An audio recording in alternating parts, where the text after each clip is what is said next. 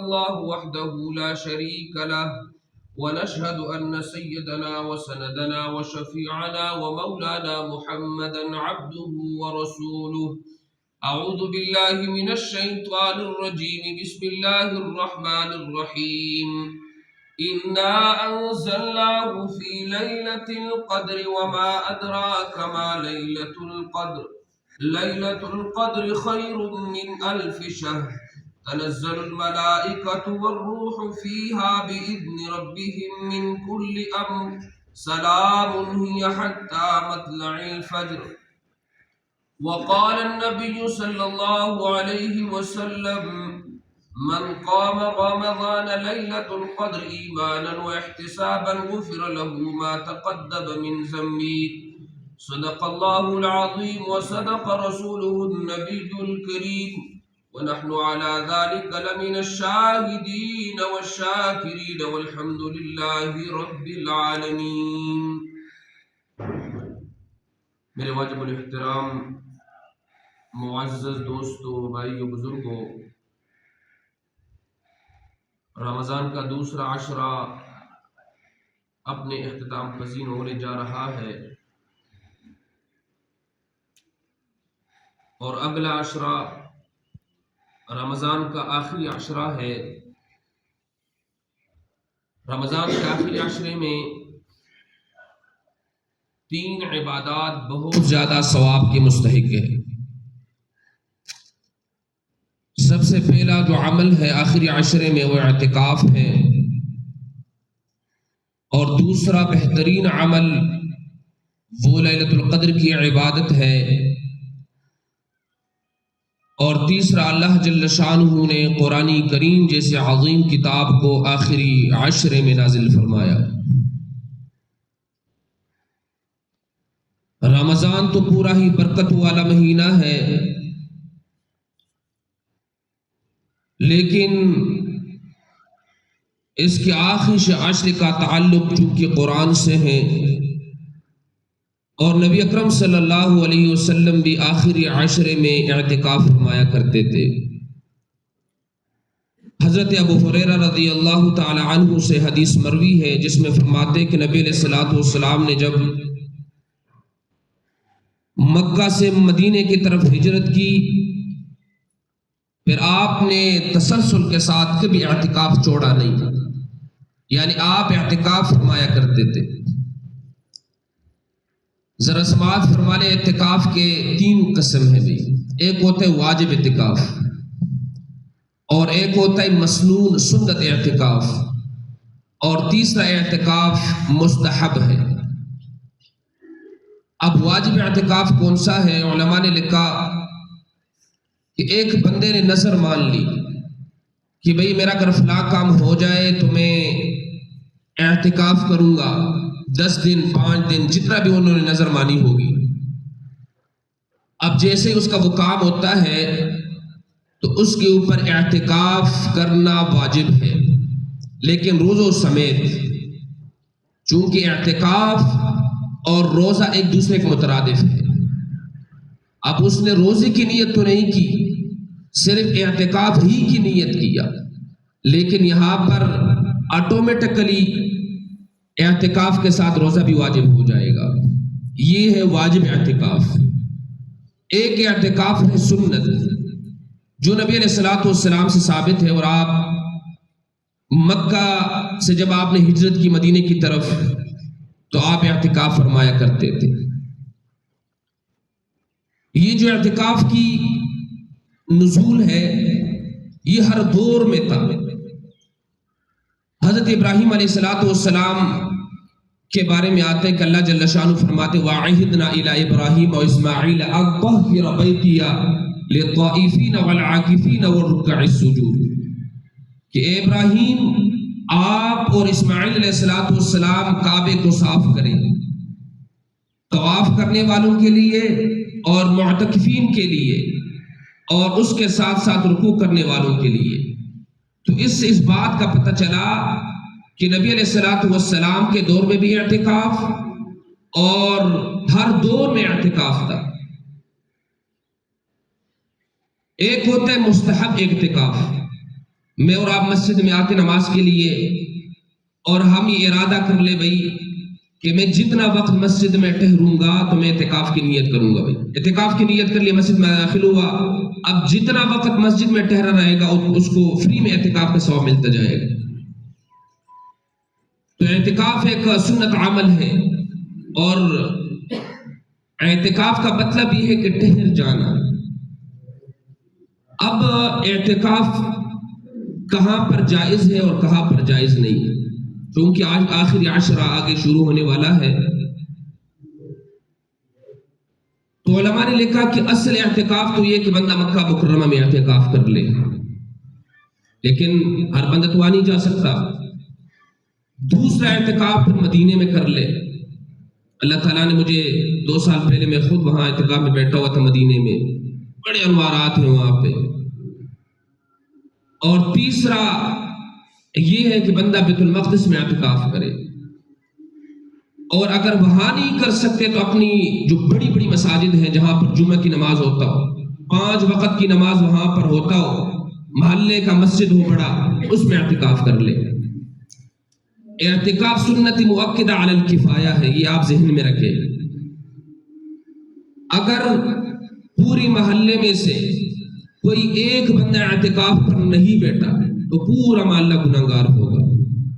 اس لیے اگر پورے محلے میں سے ایک بندہ بھی اعتکاف پر بیٹھ گئے تو سب کی طرف سے اعتکاف ادا ہو جائے گی. اب جو میں اصل بات کہنے جا رہا ہوں, اعتکاف کیوں ضروری ہے. آخری عشرے میں آپ دیکھیں کہ ہمارے بازار بڑے ہوتے ہیں. بھائی ہم شاپنگ اور بازار میں جو ہے نا ادھر گھومنا ادھر گھومنا.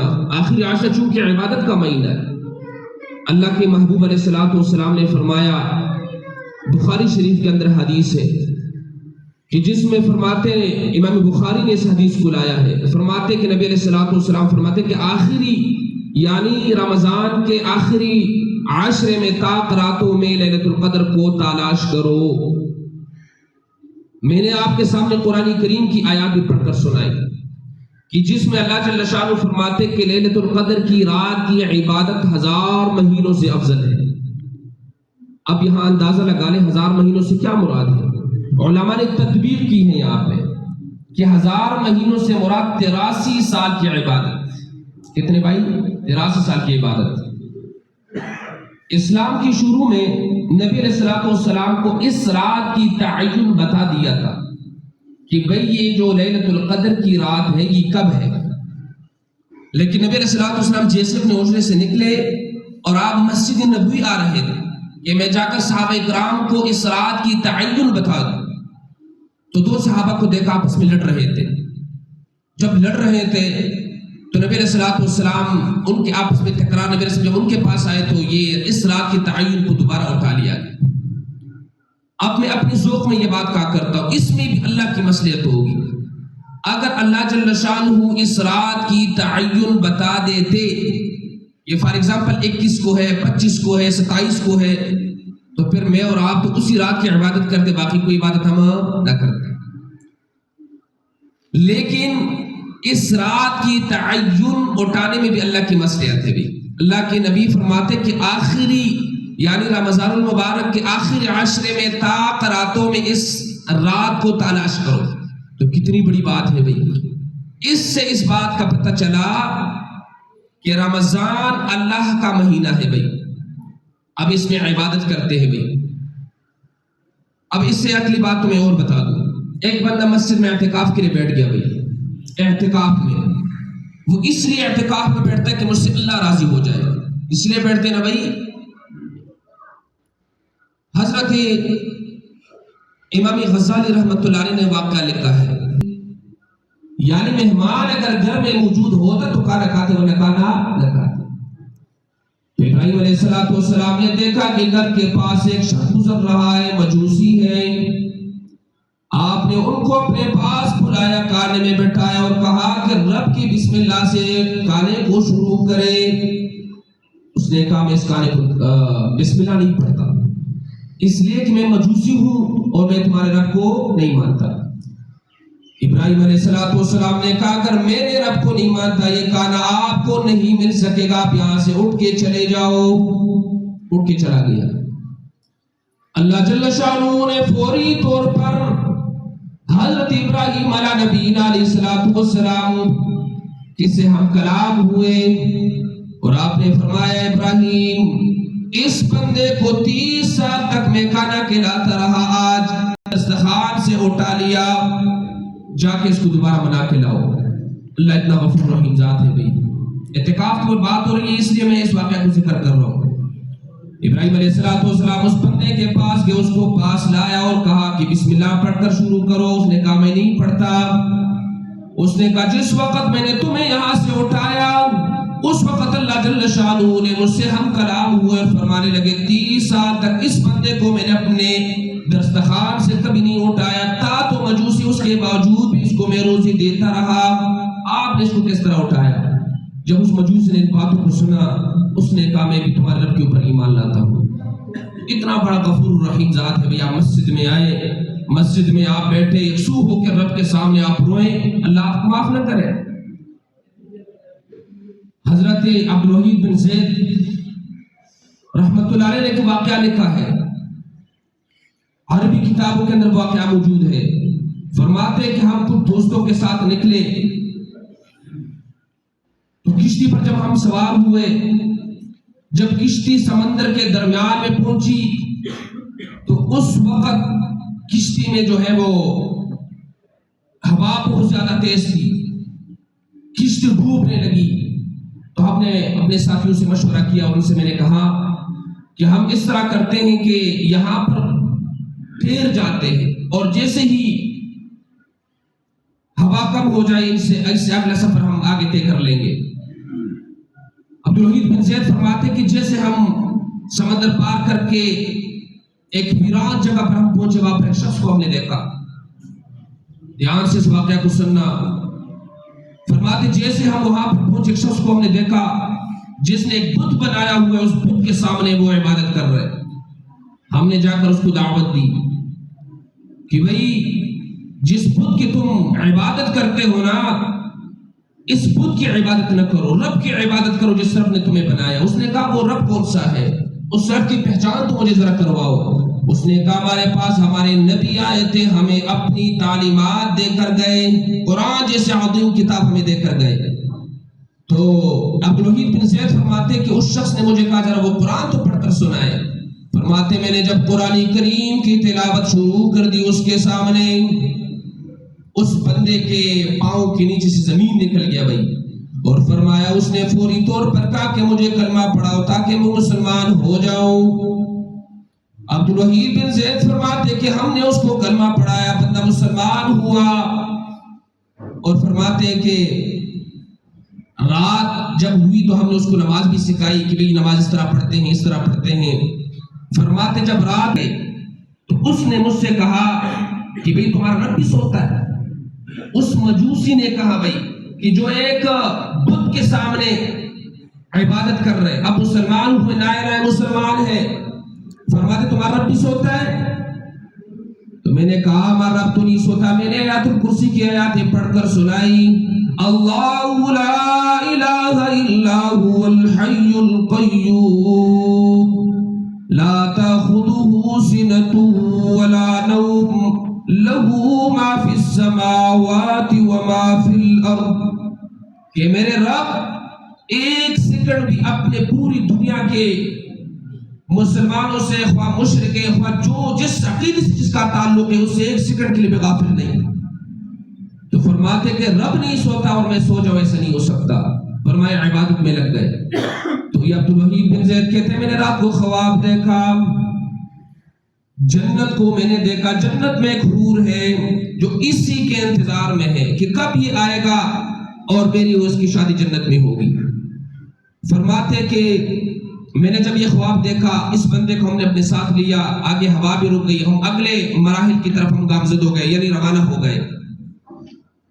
تو کہتے جیسے ہم وہاں پر دوسری جگہ پہنچے، میں نے ساتھیوں سے کہا کہ یہ نیا مسلمان ہے، اس بندے کو ہم تھوڑا پیسے دیتے ہیں تاکہ اپنا گزارا چلائیں۔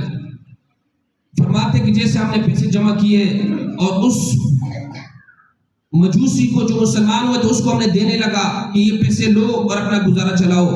آگے سے کہنے لگا 45 سال تک میں نے اللہ کو نہیں مانا, ایک بت کے سامنے جھکا رہا, 45 سال تک رب نے مجھے روزی دیا اور اب میں مسلمان ہوں اور مجھے روزی نہیں دے گا, ان پیسوں کو اپنے پاس رکھ لو. اتنا پختہ ایمان. آج تو ہمارے مسجد میں بھی لوگ آتے بھی اللہ کے نام پہ دے دو بھائی, دکانوں میں آپ بیٹھ جاؤ اللہ کے نام پہ دے دو, اللہ خرابے پڑے. اور صحیح تندرست اس بندے کی عقیدے کو ذرا آپ دیکھیں. فرماتے عبداللہ بن محیط فرماتے زید کہ وہ بیمار ہوا اور میں نے رات کو خواب دیکھا, 3 بجے کا ٹائم میں جب اٹھا تو اس کے آخری مراحل پہ بس فوت ہونے لگا تھا, تو کلمہ پڑھ کر وہ دنیا سے رخصت ہو گئے. اگلے دن میں نے پھر خواب دیکھا, اس کو میں نے جنت میں اسی حور کے ساتھ دیکھا. میں نے کہا رب نے تمہارے ساتھ کیا معاملہ کیا؟ فرمایا رب نے مجھے معاف کر دیا. اتنا غفور رحیم رب میں اور مجھے اور آپ کو ملا ہے, اور میں اور آپ اسی کو ناراض کر رہے ہیں. رمضان کی اس مقدس راتوں میں, مقدس سعادتوں میں ہم اس کو ناراض کر رہے ہیں. اس لیے قرآن کریم میں اللہ فرماتے والفجر ولیال عشر, اللہ نے قسم کھائی گئی. بعض علماء نے یہاں پر لیال عشر اس سے مراد لیا ہے رمضان المبارک کی آخری 10 راتوں کی, اور بعض اس سے مراد لیا حج کے موقع کے جو 10 دن ہے اس کا مراد لیا. لیکن بعض علماء نے اس کو تدبیر بھی کی ہے کہ اگر اس سے آپ حج کے 10 دن صبح والے مراد لیں تو وہ بھی جائز ہے, اور اگر آپ رات کی مراد لیں وہ بھی جائز ہے. تو اس لیے میرے دوستو یہ مبارک مہینہ ہے, دوسرا عشرہ بھی ختم ہونے جا رہا ہے, اور اگلا جو آخری عشرہ جس میں اللہ جل شانہ نے لیلۃ القدر کی رات کو رکھا ہوا ہے, ہم اس میں زیادہ سے زیادہ عبادت کریں. جو حضرات اعتکاف میں بیٹھیں گے ان سے گزارش یہ ہے کہ بھئی کثرت سے نوافل پڑھو, نوافل پڑھو. اصل عبادت نوافل ہے, نوافل آپ کثرت سے پڑھو. دوسرا پھر قرآن کریم کی تلاوت کرو بھئی, اور تیسرا استغفار کرو کثرت سے. اور اگر وقت ملے تو لازمی سورۃ تسبیح کی نماز بھی پڑھ لو, کیونکہ اگلا رمضان ہمیں سے کسی کو نصیب ہوتا ہے کہ نہیں ہوتا. تو اس لیے میرے عزیز دوستو اللہ جل شانہ فرماتے اِنَّا أَنزَلْنَاهُ فِي لَيْلَةِ الْقَدْرِ, یقیناً ہم نے لیلۃ القدر کی رات میں قرآن کریم کو نازل کیا. کتنی بڑی بات ہے بھئی. اس لیے ہمیں چاہیے کہ رمضان کے آخری عشرے میں ہم کثرت سے عبادت کریں بھئی, اپنے اللہ کو راضی کر لے بھئی. بہت سارے واقعات ہیں جن ٹائم نہیں ہے کہ میں ہر واقعات کو آپ کے سامنے بتاؤں. پھر اللہ جل شانہ فرماتے وَمَا أَدْرَاكَ مَا لَيْلَةُ الْقَدْرِ, کہ تمہیں لیلۃ القدر کے بارے میں کیا خبر ہے بھئی, کہ وہ لیلۃ القدر کیا کون سی رات ہے بھئی. لیلۃ القدر اللہ فرماتے وہ رات 1000 مہینوں سے افضل ہے. جس طرح میں نے ابھی تھوڑی دیر پہلے آپ کو کہا کہ اگر یہ رات جس کو نصیب ہو جائے تو 83 سال کا ثواب بالکل فری میں پا لیتا ہے. اور اسی رات فرشتے اترتے ہیں اور اللہ کے حکم سے حضرت جبرائیل علیہ السلام بھی اترتے ہیں رب کے حکم سے, یہاں تک کہ صبح ہو جاتی ہے. آخر 2 باتیں کر کے بات ختم کرتا ہوں. اب یہ رات کی تعین تو نبی علیہ السلام اور حضرات صحابہ اکرام کو اس بارے میں کوئی پتہ نہیں, لیکن ہر ایک صحابی نے